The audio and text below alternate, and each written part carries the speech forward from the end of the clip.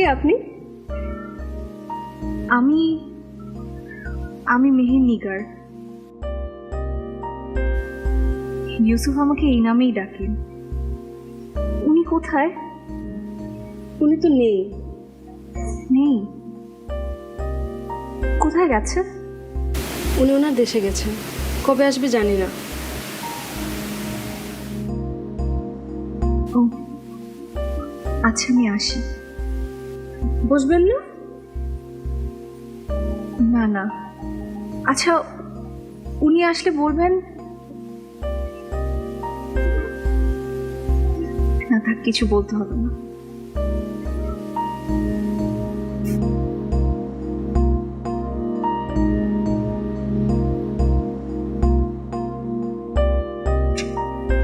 বলেছিলাম না, পরদেশিরা কখনো ভালো হয় না। ক্ষণিকের মোহে পড়ে ভালোবাসার কথা বলে, তারপর চলে যায়।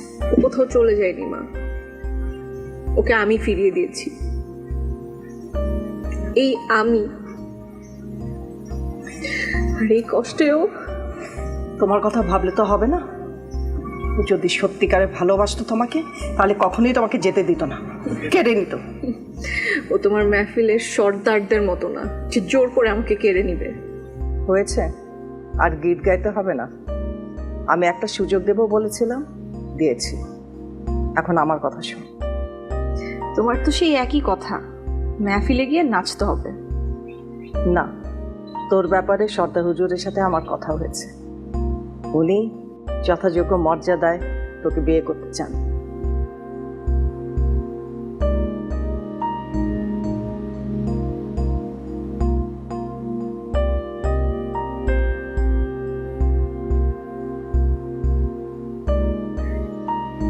বিয়ে করতে চায় আমাকে? হ্যাঁ, এখন তো 10 জনে হতে হলো না। সর্দার হুজুরের যে রংমহল আছে, ওখানেই তুই থাকবি। আমি শোনা মাত্রই তাকে কথা দিয়ে দিয়েছি। মা, তুমি এগুলা কি করছো? মা, কি করছো তুমি এগুলা? কেন করব না? এর থেকে ভালো প্রস্তাব হয়? না না না না মা, আমি পারবো না মা, আমি পারবো না, আমি তাকে বিয়ে করতে পারবো না। ঝামেলা করিস না গুলশান, এই বিয়ে হবেই। এই নিয়ে আমি আর কোনো কথা শুনতে চাই না।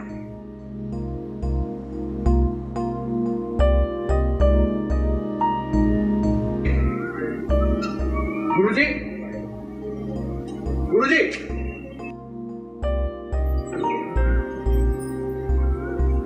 আপনি এসেছেন? হ্যাঁ স্বপ্ন, আমরা আমরা যুদ্ধে জিতেছি। আমি জানতাম আপনি যুদ্ধে জিতবেন। গুরুজি, গুরুজি কোথায়? বাবা তো বাড়িতে নেই, আপনি বসুন। না, বসবো না। একজনকে কয়েক মাস না দেখে মনটা বড়ই আনচান করছে। তাকে একবার চোখের দেখা দেখে মনের স্বাদ মেটাতে চাই। সে কি আপনার মেহের নিগার? হ্যাঁ। সে যে আর নেই। নেই মানে? আপনি যুদ্ধে চলে যাওয়ার পর মেহের নিগার এসেছিল এখানে। তারপর তার মা বাইজি খুরশিদ যান ওকে এক সর্দারজির কাছে বিয়ের নামে মোটা অঙ্কে বেচে দিতে চেয়েছিল, কিন্তু তার শরীরে অপবিত্র রক্ত বইলেও তার মনে ছিল পবিত্র ভালোবাসার পরশ। তাই সে ভেবে নিতে পারেনি, শেষ করে দিয়েছে নিজেকে।